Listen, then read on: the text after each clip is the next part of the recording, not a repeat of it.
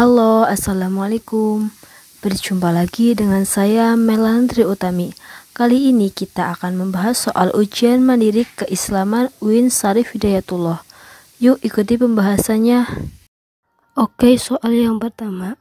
Si Fulan adalah seorang pengusaha yang suka berderma dan sudah banyak yayasan sosial yang mendapatkan bantuannya. Terdapat sifat si Fulan yang membuat bersemangat untuk berderma, yakni keinginan untuk dilihat, dipuji, dihormati oleh orang lain.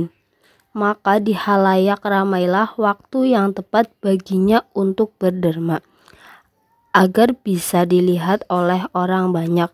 Namun dikala kesepian orang, tak spesial pun keluar dari sakunya, padahal Allah tetap melihatnya. Dengan demikian tujuan dari pendermaannya itu agar dilihat dan dikenal sebagai seorang dermawan. Menurut Anda tentang perilaku si Fulan dalam berderma adalah A. Termasuk penderma yang ikhlas dan berpahala karena keikhlasannya. B. Termasuk penderma yang baik dan berpahala karena keikhlasannya.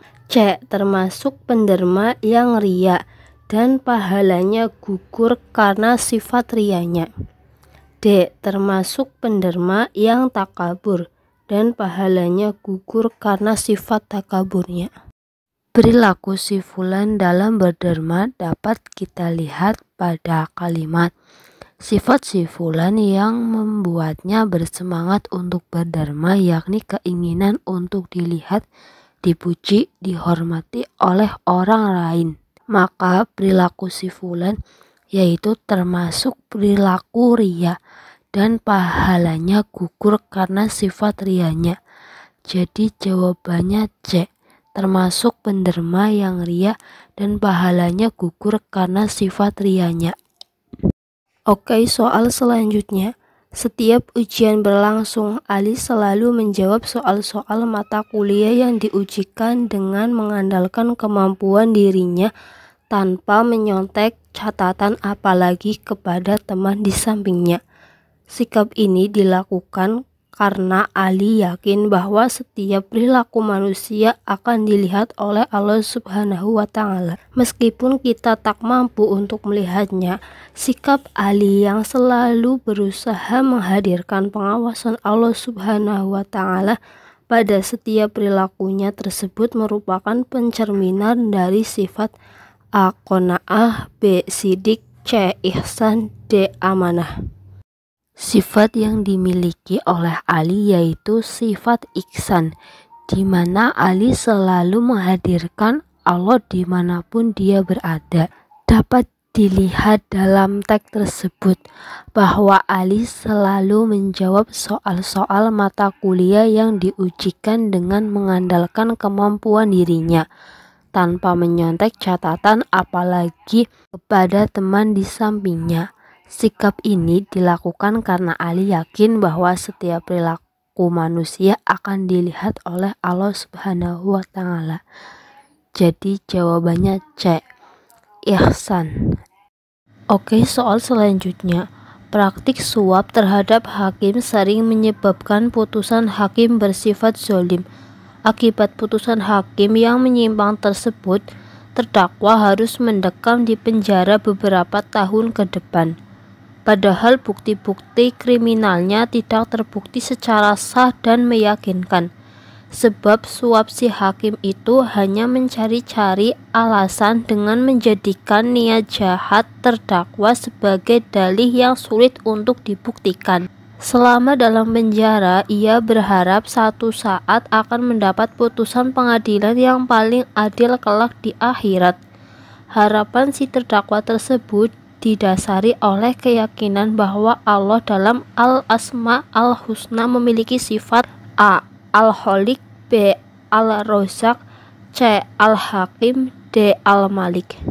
Harapan si pendakwa suatu saat akan mendapatkan putusan pengadilan yang paling adil kelak di akhirat merupakan keyakinan bahwa Allah dalam Al-Asma'ul husna memiliki sifat al-hakim yang artinya maha adil. Jadi jawabannya C, al-hakim. Oke, soal selanjutnya. Dalam Undang-Undang Republik Indonesia Nomor 23 Tahun 2011 tentang pengelolaan zakat terdapat pada bab 3 pasal 27 ayat 1 ditegaskan bahwa pendaya gunaan zakat dapat disalurkan untuk peningkatan perekonomian umat melalui pengembangan potensi keahlian kerja. Yang pasal dimaksud berbunyi A. Zakat dapat didaya gunakan untuk usaha produktif dalam rangka penanganan fakir miskin dan peningkatan kualitas umat.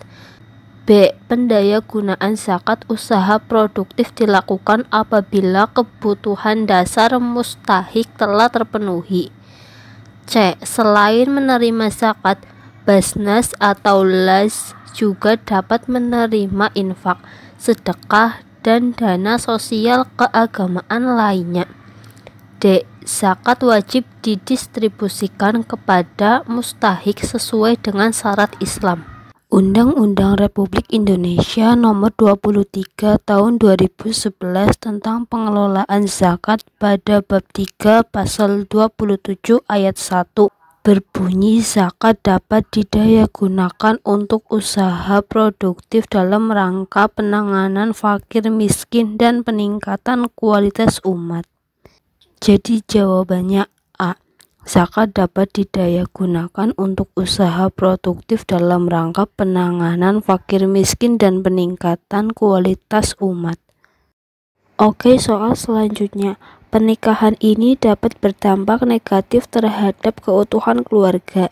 Seorang istri akan berpisah dengan suami tercinta karena masa telah berakhir sesuai batas waktu yang telah ditetapkan ketika akad. Dampak terhadap anak juga tidak kalah beratnya, karena mereka harus kehilangan kasih sayang ayahnya.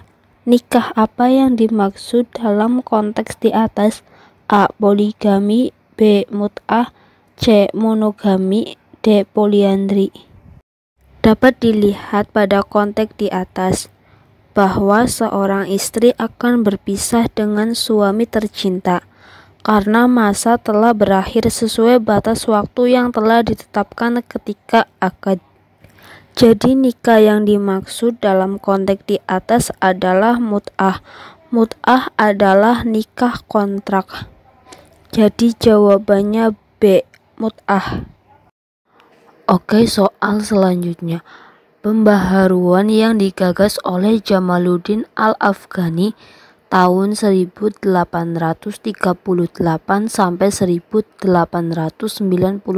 Masehi di bidang politik adalah ingin mengembalikan keutuhan umat Islam dengan pembentukan suatu ikatan politik yang mempersatukan kesetiakawanan seluruh umat Islam di seluruh dunia, yang bertujuan menentang sistem pemerintahan yang sewenang-wenang atau despotik dan untuk menentang kolonialisme dan dominasi Barat. Pembaharuan dimaksud dinamakan oleh Al-Afghani dengan istilah A. Pan-Arabisme, B. Ikhwan al-Muslimin, C. Ukhuwah Islamiyah, D. Pan-Islamisme atau Jamiah Islamiyah. Pembaharuan yang digagas oleh Al-Afghani yaitu Pan-Islamisme. Pan-Islamisme adalah ide pembaharuan Al-Afghani dalam bidang politik. Ide ini mengajarkan agar semua umat Islam seluruh dunia bersatu untuk membebaskan mereka dari perbudakan asing. Tema perjuangan yang dikobarkan oleh Al-Afghani dalam kesempatan apa saja adalah semangat melawan kolonialisme dengan berpegang kepada tema-tema ajaran Islam sebagai simulasinya. Jadi jawabannya D. Pan-Islamisme atau Jamiah Islamiyah. Sampai di sini dulu video kali ini. Jangan lupa subscribe, like, and comment. Terima kasih. Wassalamualaikum warahmatullahi wabarakatuh.